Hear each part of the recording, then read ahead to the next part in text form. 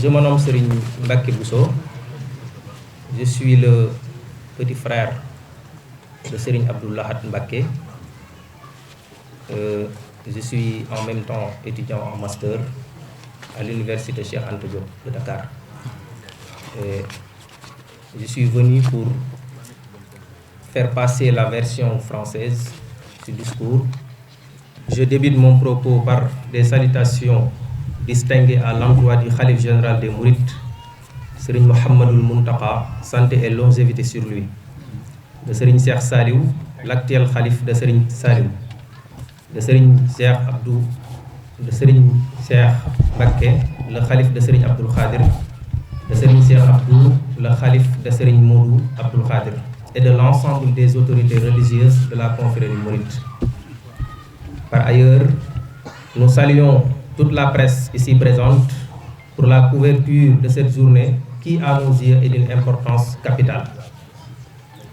La raison de cette rencontre est de perpétuer une coutume bien ancrée consistant de la part de condisciples mourides à organiser un ziara annuel à l'endroit de leur guide religieux.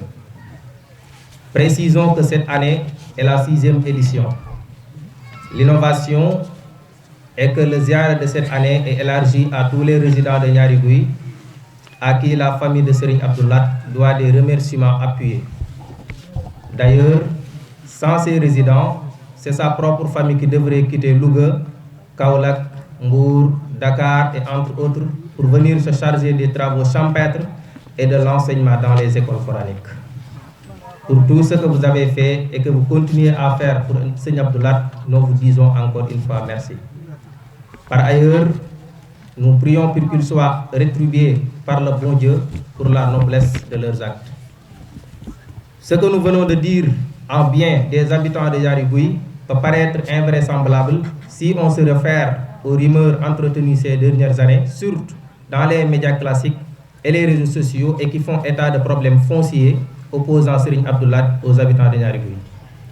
Cette situation mérite d'être clarifiée aux yeux de l'opinion que d'aucuns cherchent à manipuler. Et il est important de souligner que si aujourd'hui on est arrivé à cette situation, c'est parce qu'il y a des hommes mal intentionnés, mus par des intérêts égoïstes, des islamophobes et mouroudophobes, de surcroît ne résidant même pas à Niary Gouye, tout en s'autoproclamant les porte-parole de vrais résidents qui sont à l'origine de cette situation. Le comble, c'est qu'ils usent de menaces et de violences sur Serigne Abdou Lahad et sa famille pour faire passer leur forfait. Aussi, faut-il ajouter qu'ils véhiculent des idées clanistes qui sont dangereuses pour la cohésion sociale. Le plus grave, c'est que ces mal intentionnés accusent Serigne Abdou Lahad d'avoir spolié les populations de Niary Gouye de leur terre. C'est ce qui est archi faux. Voilà la raison pour laquelle nous nous proposons de rétablir la vérité des faits. En vérité, ces terres ont été volontairement offertes à Serigne Saliou entre 1988 et 1989 par les populations de Niary Gouye. C'est par l'intermédiaire de Baye Malick Ngom, qui était le chef du village, que cette transaction a été faite. Les donateurs ont hérité ces terres de leurs ancêtres qui ont fondé ce village il y a environ 400 ans.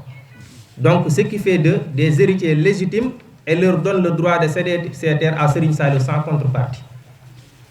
Après la cession des terres, Serigne Saliou va faire les formalités requises qui ont abouti à une délibération du conseil rural le 15 mai 1989, sous la présence même de Serigne Fodou Ngom, l'actuel chef du village.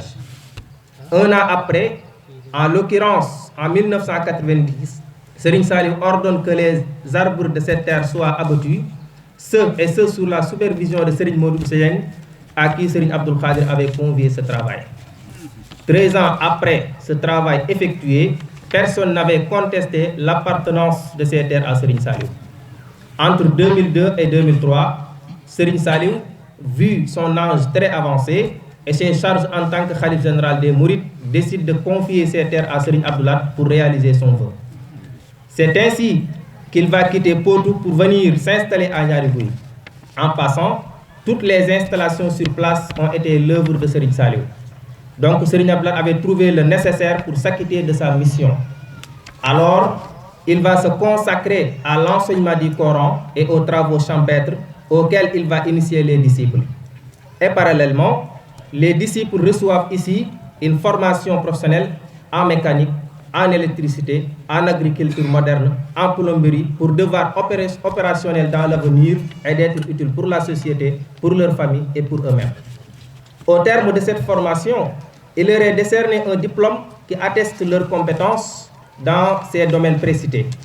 De surcroît, il va être un grand soutien pour les populations qu'il va beaucoup assister. En effet, il est important de signaler que cette époque, Niary Gouye n'était pas si paradisiaque. L'accès n'était pas facile, l'eau n'était pas abondante, etc.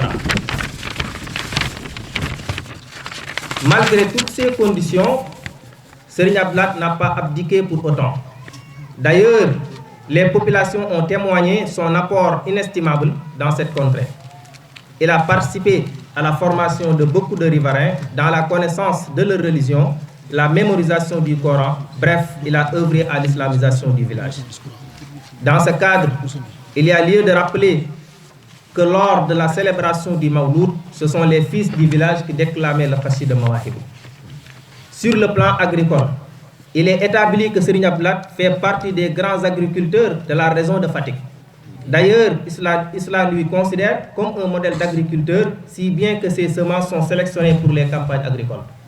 Sur le plan social, il a entre autres creusé un puits pour permettre aux femmes du village de faire une culture maraîchère. En définitive, il ne saurait y avoir quelconque différence entre Serigne Abdou Lahad et les habitants de Niary Gouye. Au contraire, entre eux, il y a concorde, fraternité et convivialité.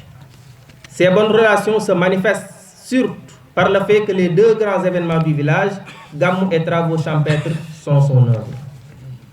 Les problèmes fonciers ont démarré après la disparition de Serigne Saliou, c'est-à-dire entre 2010 et 2013, et ont été alimentés par ces malfaiteurs déjà mentionnés. En 2013, il y a eu les premiers affrontements. C'est alors que le préfet, sous la directive du gouverneur, va créer deux commissions chargées de cette affaire. Ce sont les chefs de division cadastre et d'urbanisme des deux régions, Fatick et Kaolack, et leurs services qui étaient chargés de cette tâche. Au terme de leur travail, ils ont constaté que rendre à Serigne Abdou Lahad les 600 hectares initialement attribués à Serigne Saliou allait impacter beaucoup de maisons qui avaient été déjà construites dans cet espace. C'est pour cette raison qu'ils vont engager des pourparlers avec Serigne Abdou Lahad pour trouver une solution. Ce dernier va accepter de céder une partie pour n'en conserver que les 320 hectares. Le 16 avril 2014, le conseil rural de Mbark va octroyer à Serigne Abdou Lahad une délibération en son nom. Il poursuit la procédure et obtient un plan cadastre, un ECAD,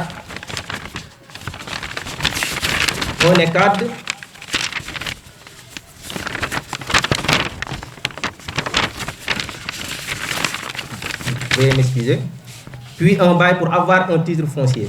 Par conséquent, il s'est acquitté de ses devoirs envers la société et l'État, car assurer la formation spirituelle et professionnelle des espoirs de demain, satisfaire à toutes les formalités requises pour disposer de terres, voilà des actes qui révèlent toute la grandeur d'un homme que la nation aurait dû célébrer et de donner en exemple à la jeunesse. En vérité, Serigne Abdou Lahad mérite un grand respect et beaucoup de considération pour tout ce travail qu'il abat dans un pays où les jeunes sont désorientés. Malgré tout cela, ces malintentionnés n'ont pas pour autant arrêté leur manœuvre. Pour preuve, ces malfaiteurs se sont permis d'enlever les bornes de ces terres, d'enregistrer et de diffuser des vidéos dans lesquelles ils menacent d'agresser Serigne Abdou Lahad et sa famille. Sa famille et ses disciples, et de déterrer les arbustes semés dans les champs, avec la coopération des agents des eaux et forêts lors de la journée de reboisement. Il a saisi les autorités compétentes en leur adressant plus de 30 lettres, mais jusqu'ici, il n'y a aucune réaction de leur part. C'est pour dénoncer tout ce tort subi par Serigne Abdou Lahad, sa famille et ses disciples ont jugé utile de convoquer cette rencontre avec la presse, tout en espérant une issue heureuse à ce problème. Pour conclure, nous lançons un appel solennel au président de la République, son Excellence Bassirou Diomaye Faye, pour trouver une solution à ce problème qui a toujours duré. Je vous remercie pour votre aimable attention.